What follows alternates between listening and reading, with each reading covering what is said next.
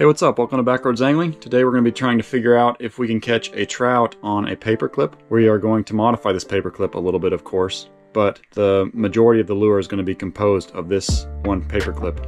This time of year, in my area and all across the Midwest, they stock a lot of these trout lakes, and it can be a really fun way to get out, catch a few trout for dinner or whatever. So these trout are notorious for biting spinner type lures like rooster tails, like Mep spinners, panther martins, things like that. I've got an old one here. I was trying to find some. Here's an old one. And basically these just consist of a treble hook, which has some deer hair or some marabou. This one's kind of worn out, but that's kind of the idea.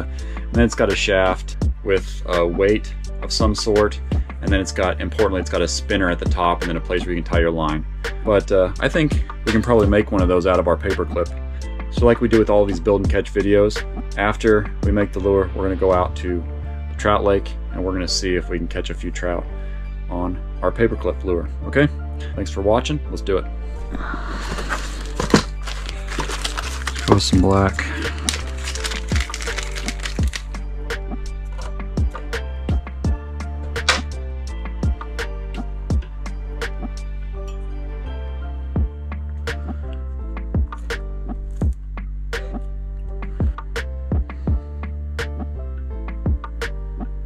That's all I really need to do. Then I'm going to do some whip finishes.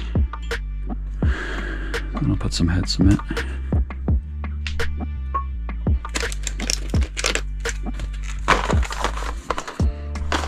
Okay, so then I'm using a small bullet weight. I think this is 1/8 ounce, I believe.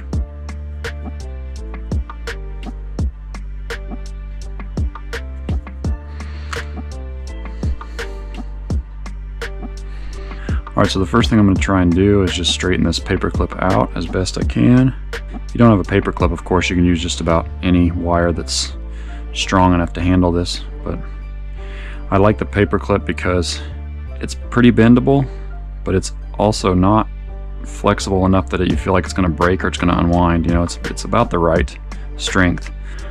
Alright, so the first thing I'm going to do is take my piece of paper clip. I'm going to make a loop. There we go.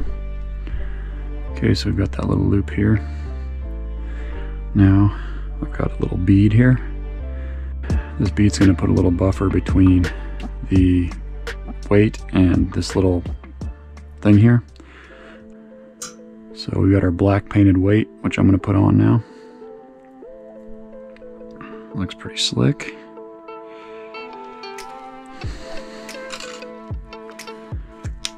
So I want the top of my bait to be right there, so that's going to be the bend, where I'm going to bend around that and make a little loop for the line tie.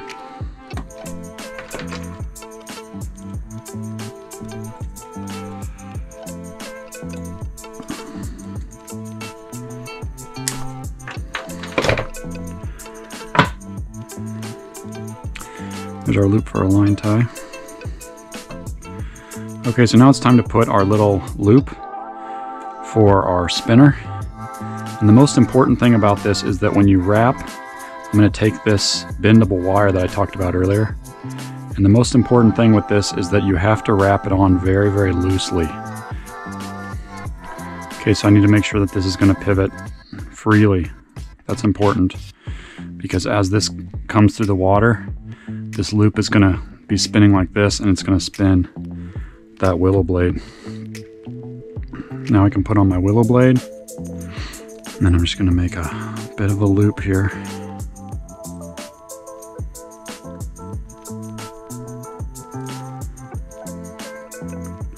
Kind of like that, I think. And then I'm just going to very carefully do a few wraps with my bendable wire, but I'm not wrapping it tight again. Like I said before, I'm not wrapping this tight. I want it to be really free.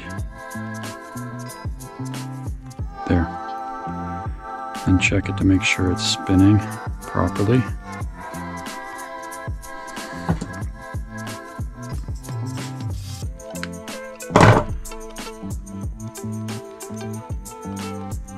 Okay, you'll see how that spins like that.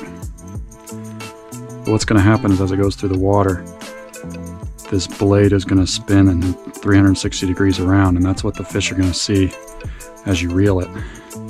And so that's why we want to keep it so loose. So I think that's about right. That's about how we want it. I think we're probably ready to try that one out. It looks great.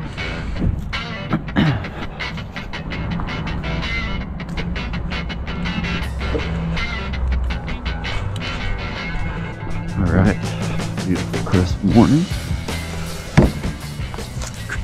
Time to try out the secret lures. Okay, there it is. There's our spinner.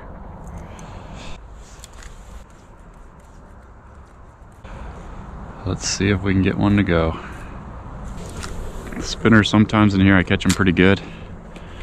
Sometimes I don't. It just depends on how aggressive they are. Sometimes they'll only eat the worm. Oh yeah, that blade's popping around.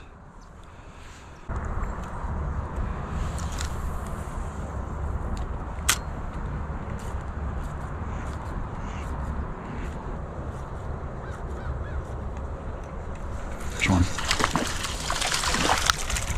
Yeah. First fish on the spinner. There it is, folks. First fish on the paperclip spinner. How cool is that?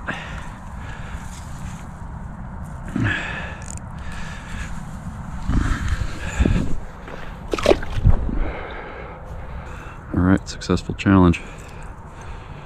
That's it. We did it.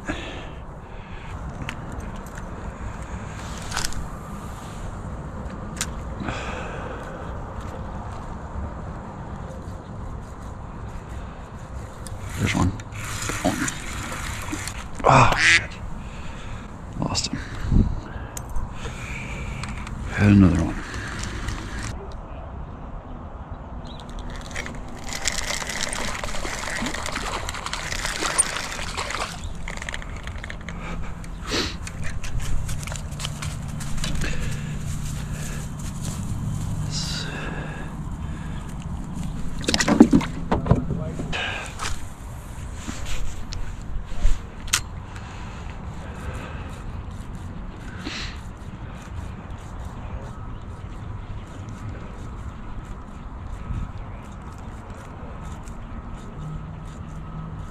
There's one.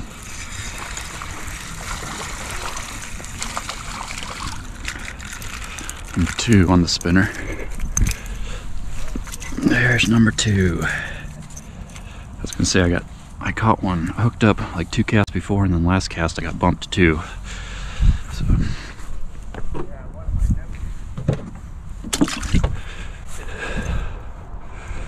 Got one on the worm rod too.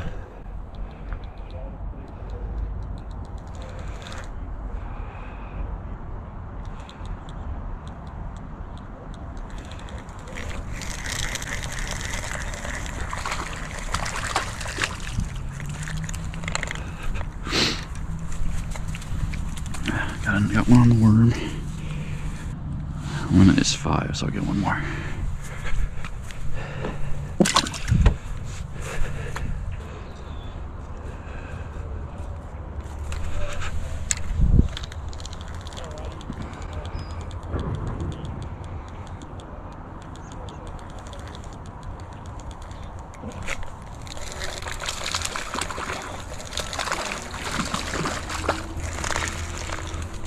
There's our limit.